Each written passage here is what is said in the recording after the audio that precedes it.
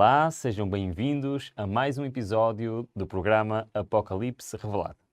Programa onde vamos ver todos os versículos de Apocalipse, um por um, e vamos descodificar todos os símbolos, todas as representações e vamos estudar esta mensagem extraordinária, Cristo revelado em Apocalipse. Hoje vamos terminar o estudo da primeira visão de João, a visão das 7 igrejas. Já estamos a fazer este estudo há vários episódios. Vimos inicialmente a introdução, depois vimos as 3 primeiras igrejas, depois as outras 3 igrejas e hoje vamos ver a última. Mas hoje é o episódio mais importante desta parte sobre a visão das 7 igrejas. Porque hoje vamos ver a igreja que nos diz respeito a nós. A última fase da igreja cristã. A fase que nós vivemos hoje. A igreja de Laodiceia representa o estado dos cristãos hoje. Aliás, representação dos verdadeiros cristãos hoje. E como vamos ver, a mensagem de Cristo para nós é uma mensagem muito, muito importante. Mas vamos começar olhando para o nosso quadro. Se vimos aqui o nosso quadro, nós já percorremos muitos séculos. Primeira igreja de Éfeso, a igreja primitiva, da igreja apostólica, enquanto os apóstolos ainda estavam vivos, ainda participavam e eram os líderes da igreja. Depois a igreja de Esmirna, do ano 100 ao ano 313, onde a igreja primitiva ainda seguia os ensinos desses mesmos apóstolos, que eram os ensinos de Cristo. Depois Pérgamo, onde a igreja começou-se a corromper. Tiatira, onde a corrupção já era geral e onde começou a perseguição da própria igreja aos verdadeiros cristãos. Sardes, onde esse domínio começou a decair e terminou em 1798, onde começou a fase da igreja de Filadélfia. Como vimos, é uma fase bem importante, onde a palavra de Deus foi redescoberta, os mandamentos de Deus foram redescobertos e onde tivemos uma altura muito importante da história da igreja cristã. Mas chegamos à última fase. Essa fase começou em 1844 e não entendemos muito bem estas datas. Vamos entendê-las mais à frente, onde vamos estudá-las. Mas esta é a fase que nos diz respeito, porque esta fase representa a última fase da Igreja de Cristo nesta terra. Vamos começar então a ler. Portanto, hoje vamos tratar dos versículos 14 a 22 de Apocalipse 13. Vamos terminar o capítulo 13 e ao terminar o capítulo 13 terminamos então a primeira visão do livro de Apocalipse. Mas vamos ler então. Versículo 14 diz o seguinte: Ao anjo da igreja em Laodiceia escreve: Isto diz o Amém, a testemunha fiel e verdadeira, o princípio da criação de Deus. Conheço as tuas obras, que nem és frio nem quente, quem dera que fosses frio ou quente. Assim, porque és morno e não és quente nem frio, vomitar-te-ei da minha boca. Porque dizes: Rico sou e estou enriquecido, e de nada tenho falta, e não sabes que és um coitado, e miserável, e pobre, e cego, e nu. Nós ao lermos este texto, são palavras fortes, e se nós formos ver o quadro deste texto, nós vemos realmente que, novamente, temos a mesma estrutura de todas as outras mensagens às igrejas. Esta 7ª não é diferente. Começamos com uma descrição de Jesus, onde diz: Eu sou o Amém, a testemunha fiel e verdadeira, o princípio da criação. Depois, mais uma vez, com Jesus sabe, o que é que ele sabe sobre esta igreja, conhece as suas obras, e o que é que diz das obras desta igreja? Não és frio, nem és quente. Quem dera que fosses frio ou quente. Então esta igreja vive uma fase um pouco estranha, porque nem é rebelde a Deus completamente, mas também não é completamente fiel a Deus. É o que nos está a entender. E depois tem uma coisa que é diferente de todas as outras. É a única igreja que não tem um elogio. Todas as outras tiveram um elogio, esta é a única que não tem um elogio. Mas tem uma grande repreensão. Olha, reparem o que é que diz na repreensão. Porque és morno e não és frio nem quente, vomitar-te-ei da minha boca. Palavras fortes de Cristo para esta igreja. Mas esta é uma igreja que não tem uma noção de si própria. Ou seja, um cristão hoje, um cristão que se acha fiel ao Senhor, na realidade, quais são as palavras de Deus para esse cristão? Olha, reparem. Dizíamos nós, rico sou e estou enriquecido e de nada tenho falta. E não sabes que és um desgraçado, miserável e pobre e cego e nu. A repreensão de Deus para hoje, para os seus cristãos, é: achas que realmente és um cristão a sério? Achas realmente que tens tudo à tua disposição?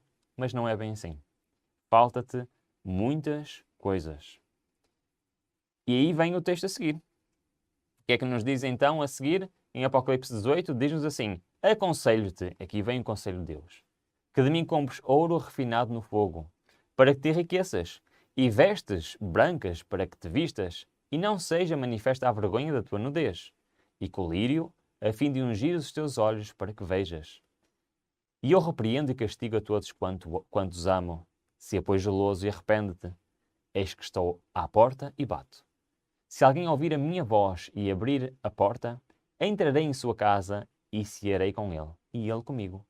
E ao que vencer, eu lhe concederei que se assente comigo no meu trono, assim como eu venci e me assentei com o meu Pai no seu trono.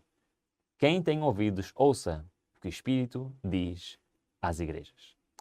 Acabamos de ler a mensagem completa que Cristo tem para a sua igreja hoje, a igreja de Laodiceia, e temos aqui muitas coisas importantes para verificar.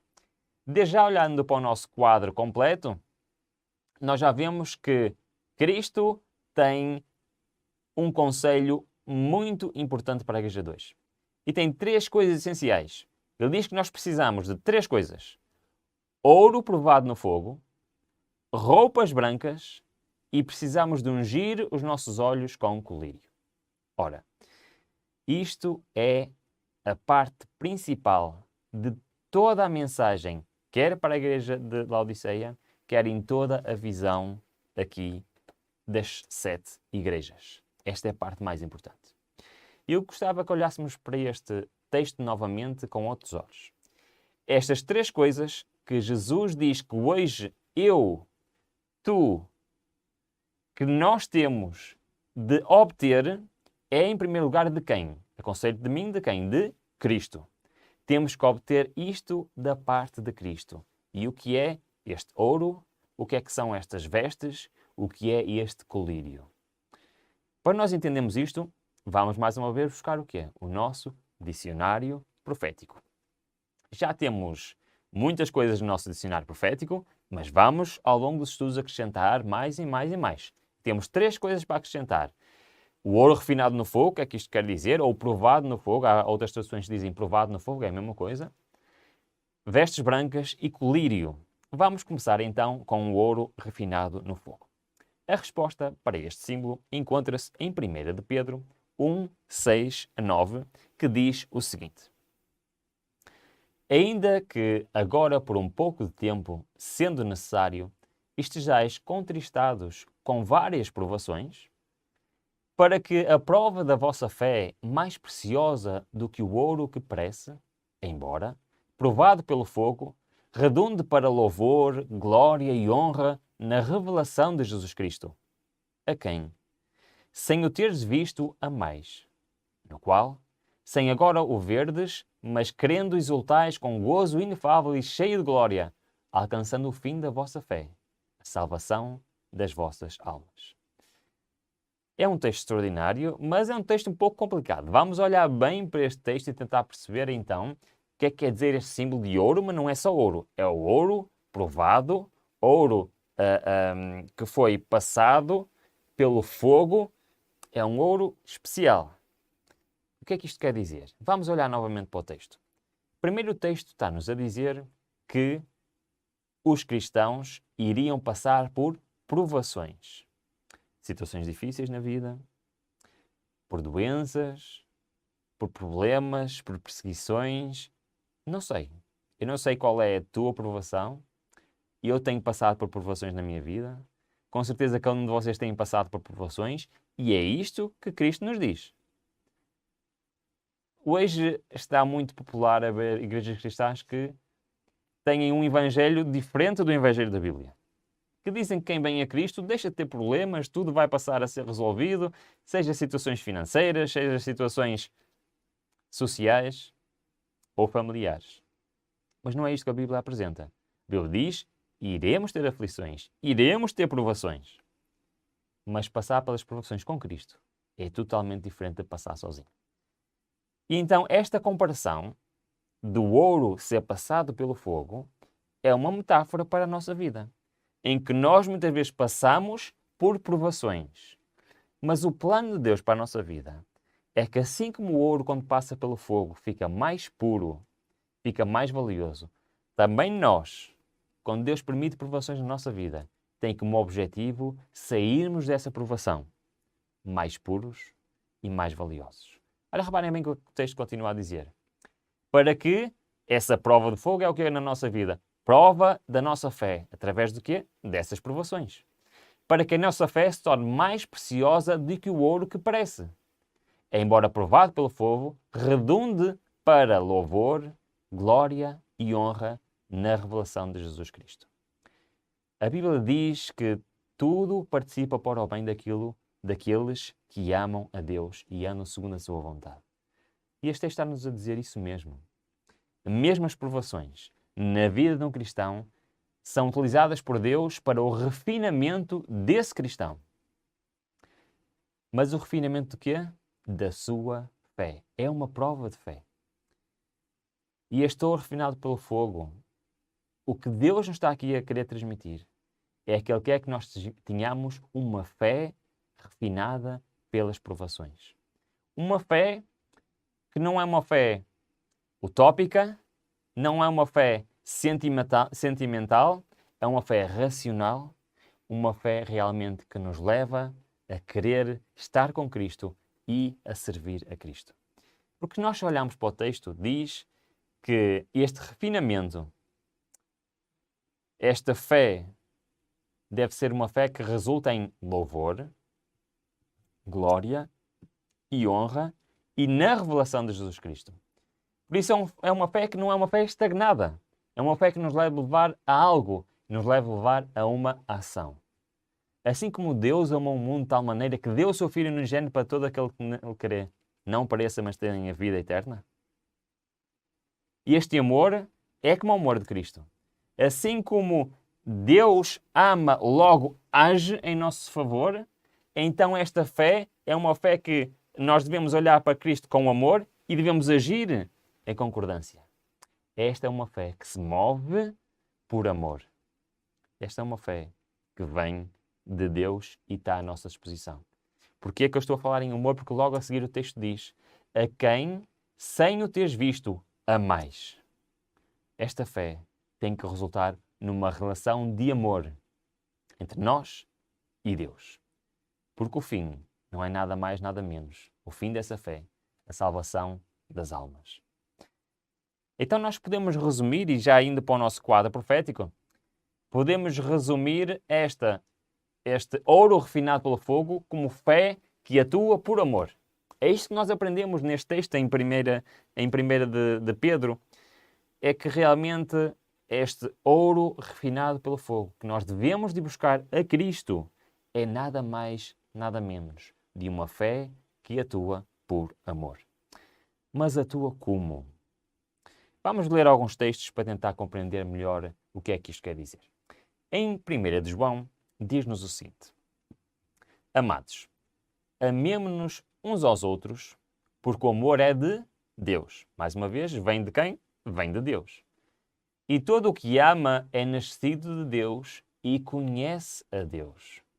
Aquele que não ama não conhece a Deus, porque Deus é amor. Nisto se manifestou o amor de Deus para conosco, em que Deus enviou o seu Filho unigênito ao mundo, para que, por meio dele, vivamos. Exatamente aquilo que estávamos a falar ainda há pouco. Deus por amor age e nós por amor devemos agir. Devemos ter uma fé que se move por amor. O apóstolo Paulo completa bem isto na carta aos Romanos, no capítulo 2, do versículo 3 ao 8, dizendo-nos o seguinte: e pensas tu, ó homem, que julgas os que praticam tais coisas e, contudo, praticas também, que escaparás ao juízo de Deus? Ou desprezas tu as riquezas da sua benignidade e paciência e longanimidade, ignorando que a benignidade de Deus te conduz ao arrependimento? Mas segundo a tua dureza e teu coração impenitente, entesouras contra ti mesmo a ira, para o dia da ira e da revelação do justo juízo de Deus, que retribuirá a cada um segundo as suas obras. A vida eterna, aos que, preservando em fazer o bem, procuram a glória e honra e incorruptibilidade.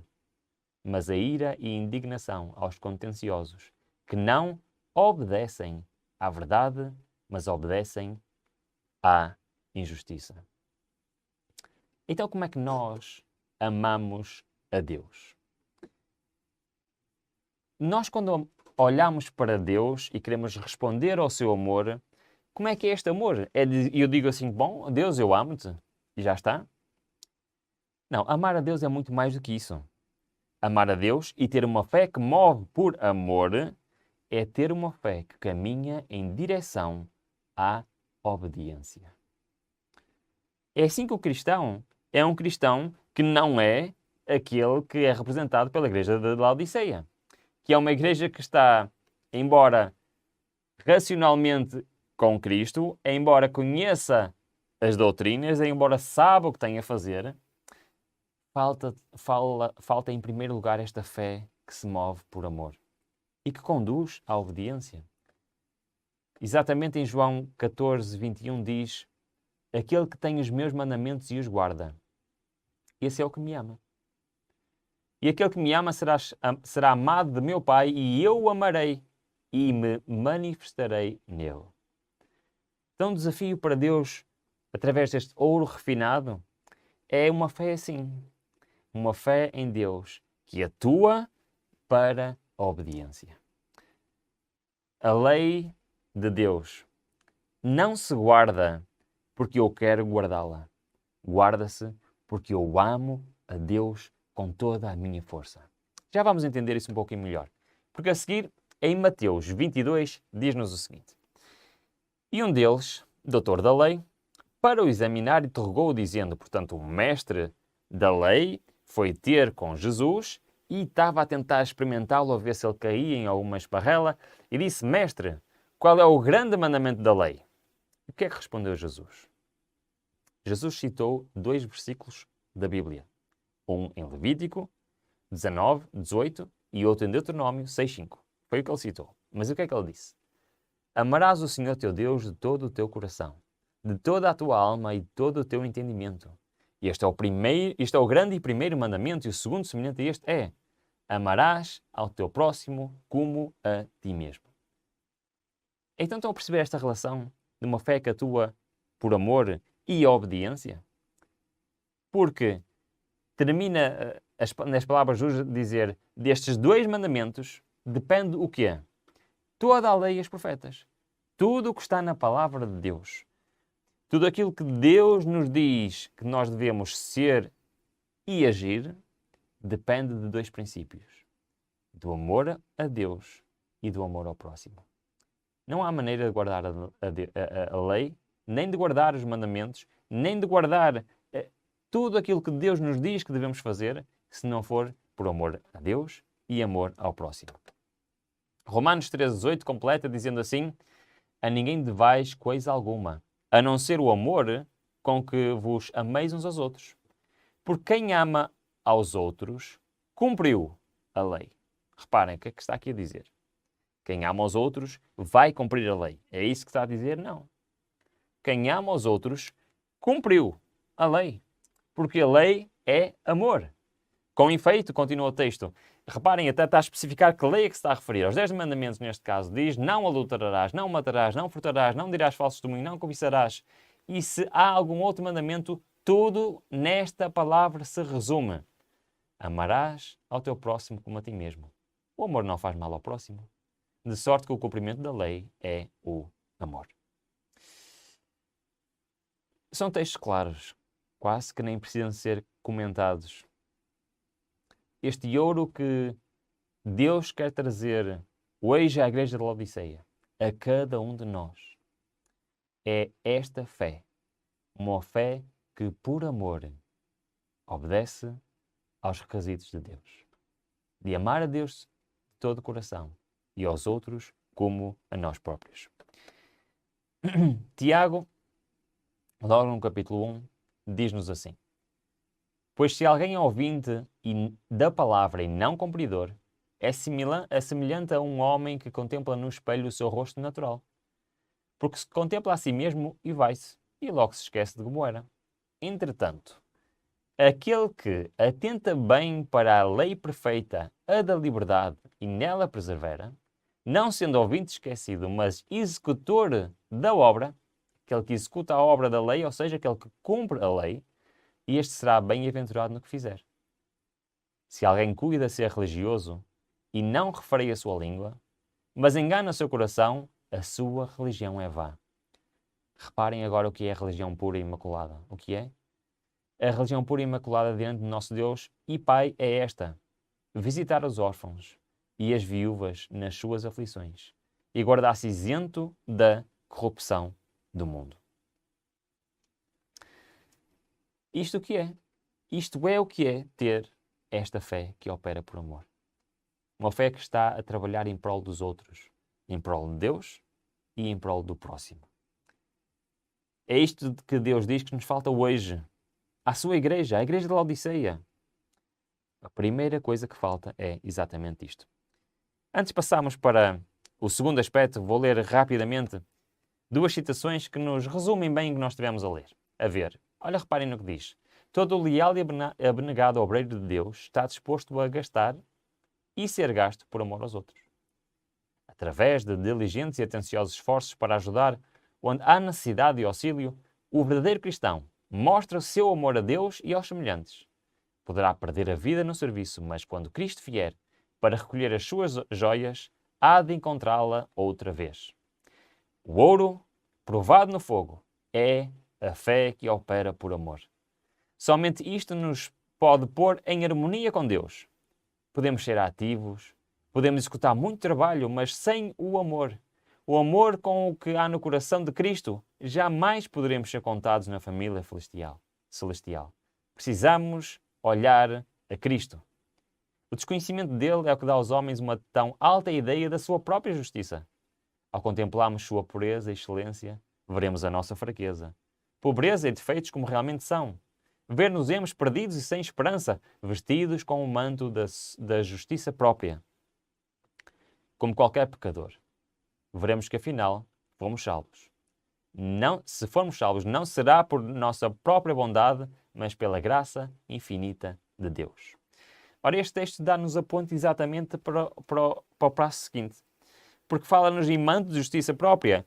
E Jesus diz que nós precisamos de quê? De vestes brancas. Estamos a falar aqui de uma roupa especial. Mas isto não é uma roupa que nós optamos numa loja, nem que possamos fazer. Isto é uma roupa que temos que buscar a quem? Mais uma vez, aconselho-te que de mim tomes estas vestes brancas. É mais uma vez a Cristo. E por isso precisamos outra vez do nosso dicionário profético. Vamos ver o que é que quer dizer estas vestes brancas. E como é que obtemos a resposta? Juntando Jó 29:14, Isaías 61:10, percebemos claramente o que é que quer dizer estas vestes. Diz-nos o seguinte: vestia-me da justiça e ela me servia de vestimenta. Como manto e diadema era a minha justiça. Em Isaías, regozijar-me-ei, ou seja, muito feliz ficarei no Senhor. A minha alma se alegrará no meu Deus, porque me vestiu de roupas de salvação, cobriu-me de manto de justiça. O que é então estas vestes brancas? Portanto, as vestes são a justiça de Cristo. Porquê é que são brancas? Porque Cristo é um símbolo de pureza, de fidelidade. Então estas vestes brancas não são nada mais, nada mesmo, nada menos do que a justiça de Cristo. Já com certeza ouviram falar da justificação pela fé, da justiça de Cristo. É exatamente isto que Cristo está a dizer que falta à sua igreja de Laodiceia. Falta-lhe não só uma fé que opera por amor, mas também falta a justiça de Cristo na sua igreja. Sabem que é muito difícil em poucos minutos falar sobre este assunto da justiça de Cristo. Quando às vezes me pedem para em alguma semana de oração ou em alguma escola de evangelismo para falar sobre este tema, e eu preciso no mínimo de umas 8 horas para abordar bem o tema da justiça de Cristo.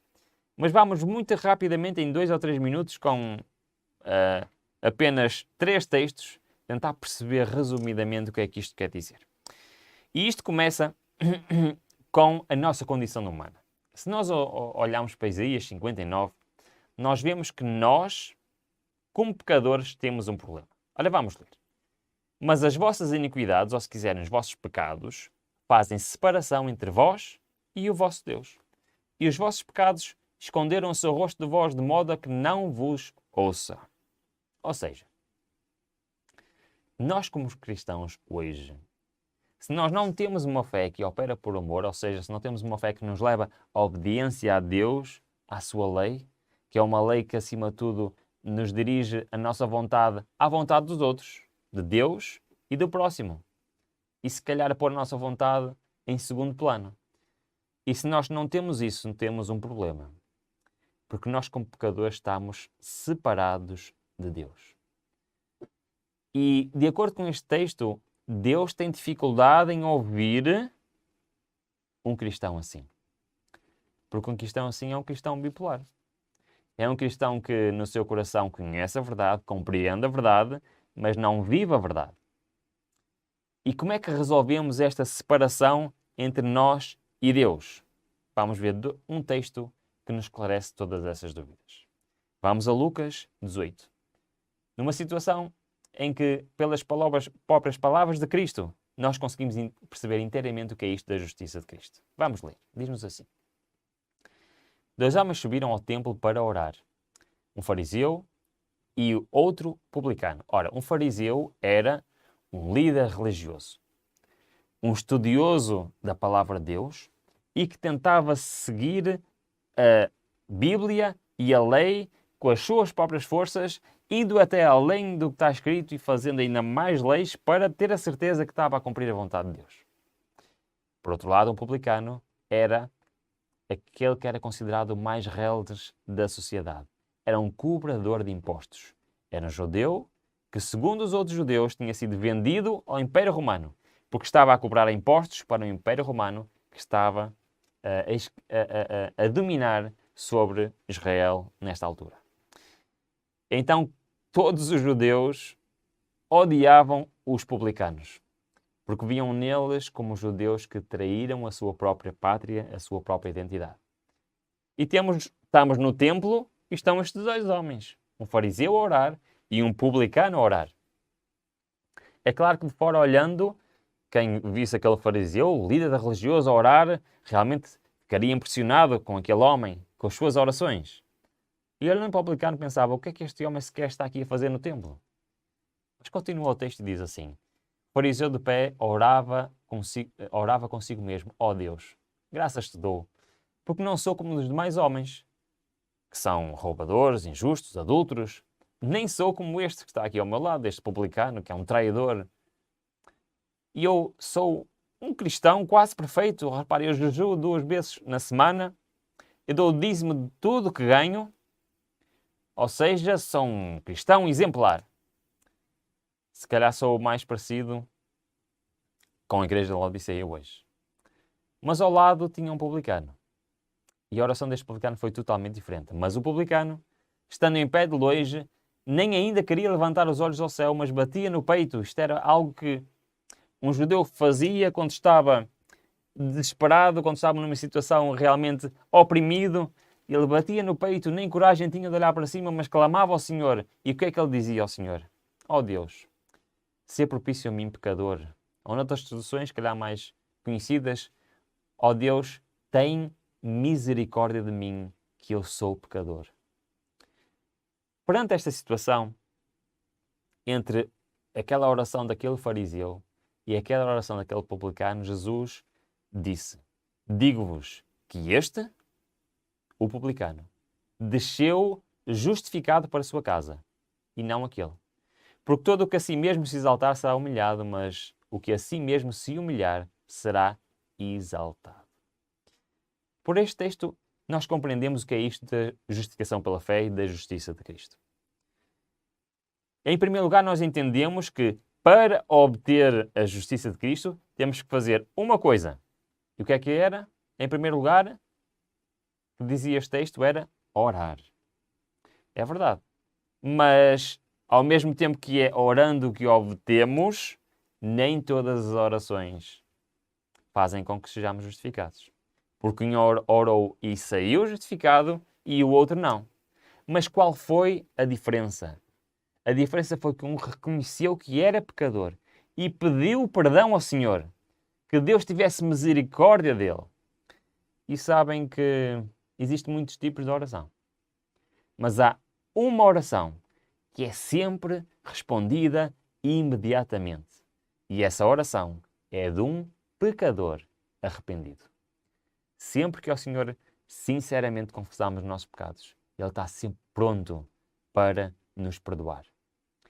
E ao perdoar-nos, Ele está a justificar-nos. Está-nos a vestir com as suas vestes de justiça. E é isto que Cristo nos está a querer dizer hoje. Que isto falta a cada um de nós. A Igreja de Laodiceia precisa de homens que não se achem grandes doutores da Bíblia, que não se achem superiores aos outros, que não se acham que são grandes cristãos. Mas, pelo outro lado, precisa de homens que se humilhem perante o Senhor, que se assumam como pecadores e que reclamem as bênçãos e as promessas de Deus. Este comentário bíblico resume bem o que tivemos a ver. Diz assim: quando o pecador penitente arrependido perante Deus discerne a expiação de Cristo por ele e aceita esse sacrifício como única esperança nesta vida e na vindoura, seus pecados são perdoados. Isto é a justificação pela fé. O perdão e a justificação são uma e a mesma coisa. Foi o que acabámos de ver. Aquele homem foi justificado porque aquele foi lá fazer foi pedir perdão. A justificação é um perdão absoluto e completo do pecado. No momento em que o pecador aceita Cristo pela fé, é perdoado.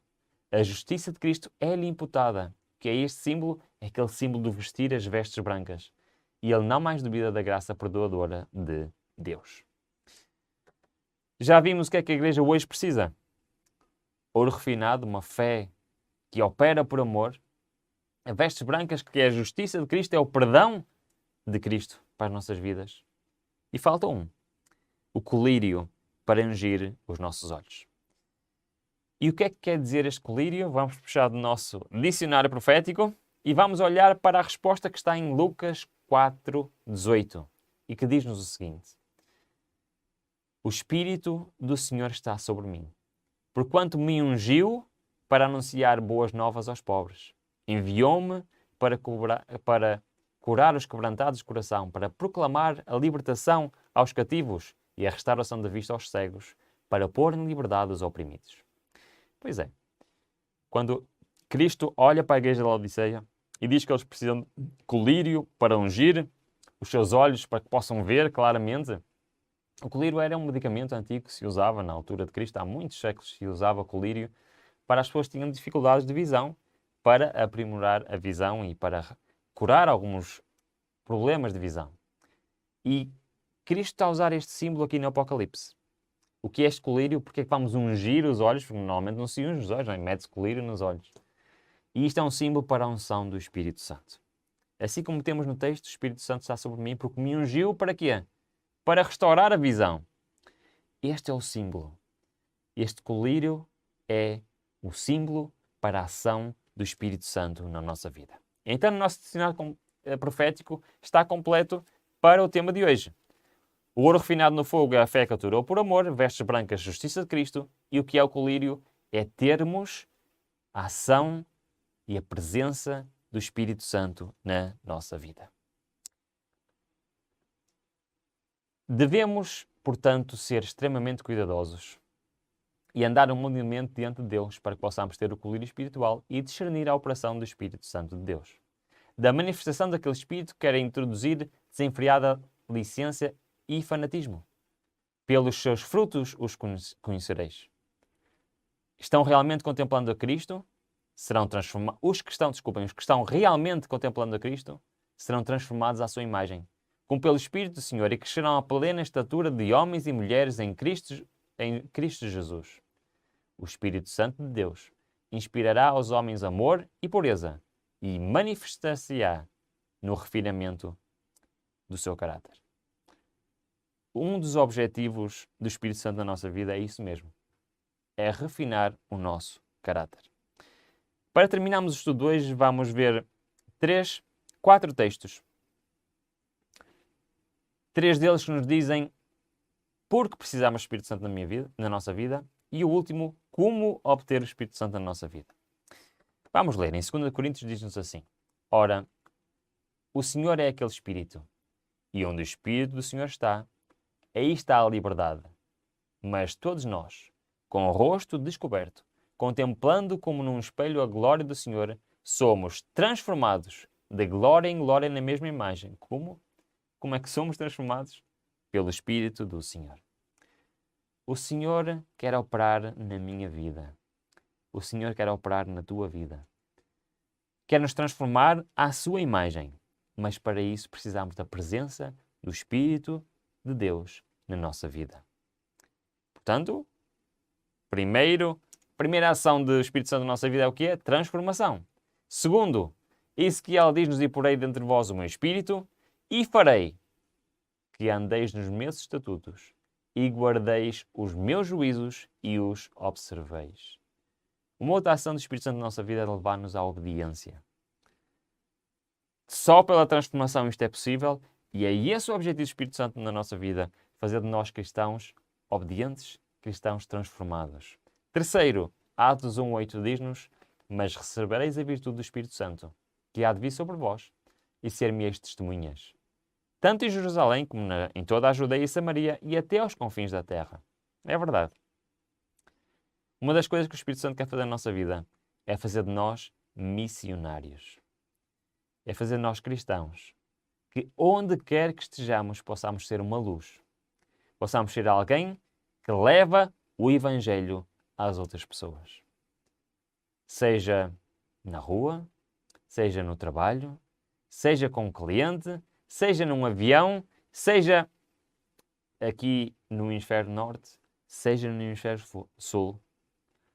A ideia de Deus para ti e para mim é sermos verdadeiros missionários. E isto é possível com a ação do Espírito Santo na nossa vida. Como podemos então ter o Espírito Santo? Nós já vimos que o perdão vem pelo pedido de perdão através da oração.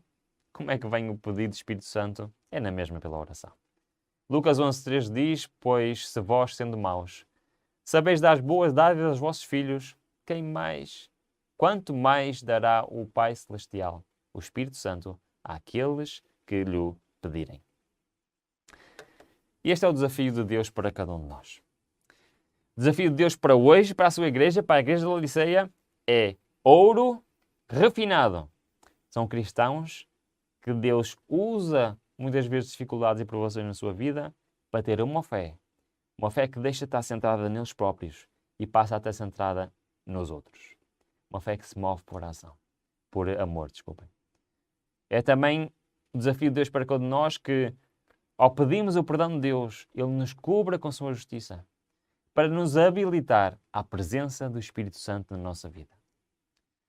E se vocês repararem bem no que acabamos de ler, nós temos aqui algo de muito interessante. Porque temos o colírio que é o Espírito Santo na nossa vida, temos as vestes brancas que são a justiça de Cristo na nossa vida, e temos o ouro refinado no fogo, que é a fé que vem de Deus.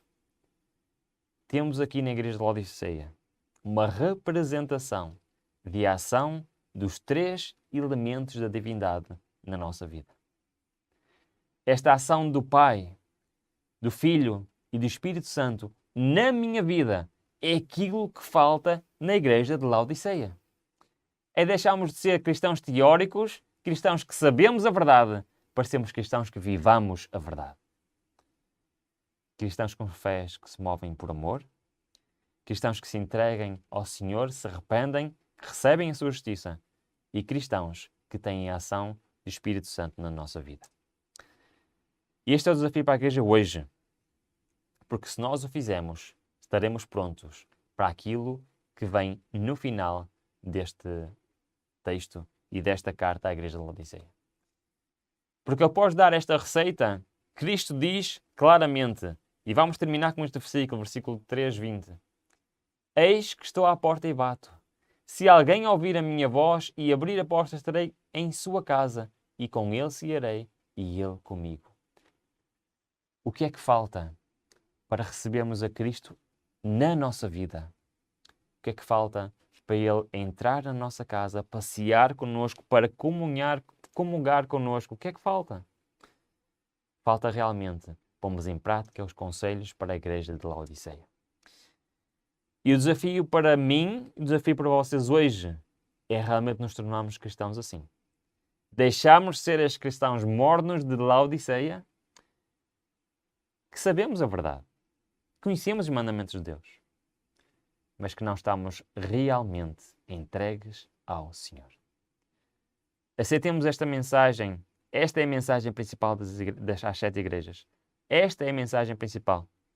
E todas estas mensagens, todas estas cartas, terminam da mesma maneira, com uma mensagem de esperança.